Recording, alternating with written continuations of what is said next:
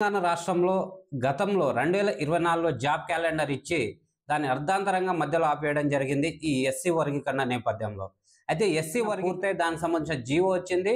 మన 14వ తారీఖు నుంచి ఇప్పుడు ఆ జీవో అనేది అమల్లో ఉంది. ఈ నేపథ్యంలో మనకు రోస్టర్ పాయింట్కి సంబంధించి కూడా గవర్నమెంట్ రిలీజ్ చేసి, సో ఈ నేపథ్యంలో మనం ఏంటంటే ఇప్పుడు ఈరోజు న్యూస్లో వచ్చిన న్యూస్ పేపర్స్లో వచ్చిన ఒక అంశం నేపథ్యంలో మనం ఈ వీడియోలో మాట్లాడుకోబోతున్నాం.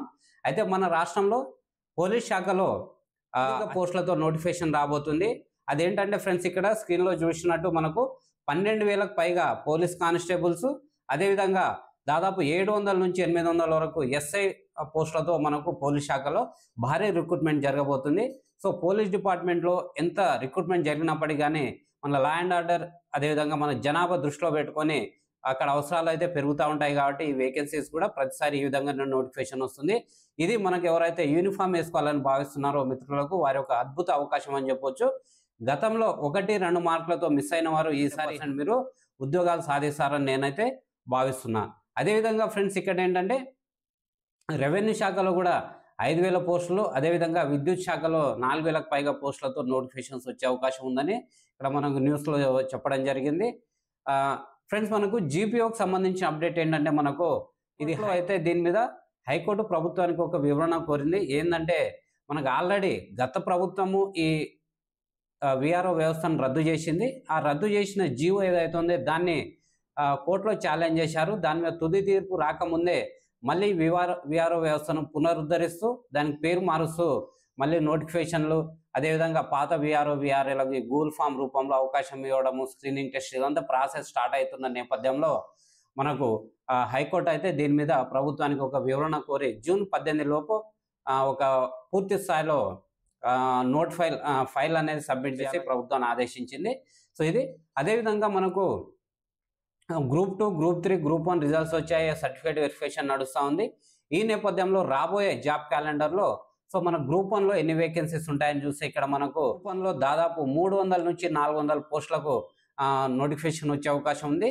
అదేవిధంగా గ్రూప్ 2లో మనకు దాదాపు 800 నుంచి 1000 పోస్టులకు నోటిఫికేషన్ వచ్చే అవకాశాలు అయితే మనకు కనిపిస్తూ ఉన్నాయి. అదేవిధంగా ఫ్రెండ్స్, మనకి ఇక్కడ గతంలో మనకు టీజీపీఎస్సీ చైర్మన్ గారు ఏం చెప్పారంటే, సో గ్రూప్ 3లో కానీ గ్రూప్ 2లో అన్ని ఫెయిల్ లేదు అని చెప్పేసి మాట్లాడడం జరిగింది. అప్పుడు చాలా వైరల్గా మారింది. సో ఈ నేపథ్యంలో పేపర్ల సంఖ్య మారుతుందా, సిలబస్ ఏమైనా మారుస్తారా అనేది కూడా చూడాలి. ఎందుకంటే మనకు ఫారెస్ట్ రేంజ్ ఆఫీసర్ ఎగ్జామినేషన్ సపరేట్గా పెట్టేవారు గతంలో. అసిస్టెంట్ కన్జర్వేటర్ ఆఫ్ ఫారెస్ట్ ఇది కూడా సపరేట్ ఉండేది గ్రూప్ 1 క్యాడర్. సో ఈ ఏసీఎఫ్, ఈ అసిస్టెంట్ కన్జర్వేటర్ పోస్ట్ అనే ఎగ్జామ్ని మనకి ఏంటంటే ఇప్పుడు గ్రూప్ 1లో మెర్జ్ చేయడం జరిగింది. కాబట్టి గ్రూప్ 1 సిలబస్లో మార్పులు జరగాలి. సో గ్రూప్ 1లో మనకేంటంటే తెలుగుని పేపర్గా ఇంట్రడ్యూస్ చేయడం అనేది కూడా చాలా ముఖ్యమైన అంశము. అదేవిధంగా మన గ్రూప్ 2లో ఈ ఫారెస్ట్ రేంజ్ ఆఫీసర్ అనే పోస్టుని ఈ ఎగ్జామినేషన్ని ఇంక్లూడ్ చేయడం జరిగింది. కాబట్టి ఆ పోస్టుకు తగ్గట్టుగా సిలబస్లో కూడా మార్పులు చేయాల్సిన అవసరం ఉంది. ఈ నేపథ్యంలో 10 years కంప్లీట్ అయిన సందర్భంగా ఈ సిలబస్ మార్చి మనకు మరొక కమిటీని ఏర్పాటు చేయడం జరిగింది. కాబట్టి ఈ జాబ్ క్యాలెండర్ అనేది పూర్తయ్యే నాటికి సిలబస్ మీద కూడా 100% క్లారిటీ వస్తుంది. అంటే ఫ్రెండ్స్, మనం ఏంటంటే ఏదైతే ఉందో ఈ సిలబస్ మార్పుకు సంబంధించిన అంశాల మీద మనం ఫోకస్ చేయకుండా ఆల్రెడీ జనరల్ స్టడీస్ కావచ్చు, అదేవిధంగా మనకు అర్థమెటిక్, రీజనింగ్, ప్యూర్ మ్యాథ్స్ ఇలాంటి అంశాలను మనం చదువుతూ ఉండాలి. సిలబస్లో ఏ మార్పులు ఉన్నా కానీ 1 లేక 6 యూనిట్లలో మార్పులు ఉండొచ్చు. దానికి సంబంధించి మనం పెద్దగా అది మన పరిధిలో లేదు కాబట్టి దాని గురించి మనం మాట్లాడుకోకుండా మనం ప్రిపరేషన్ మీద దృష్టి పెట్టాలి. ఎందుకంటే ఫ్రెండ్స్, మనకు నోటిఫికేషన్ వచ్చిన తర్వాత మనకు టైం ఉండదు. కాబట్టి నోటిఫికేషన్ రాకముందే మన ప్రిపరేషన్ మనం స్పీడప్ చేయాలి. ఏవైతే సిలబస్లో మార్పులు చోటు చేసుకున్నాయో వాటి మీద మాత్రం మనము తర్వాత ఫోకస్ చేస్తే సరిపోతుంది.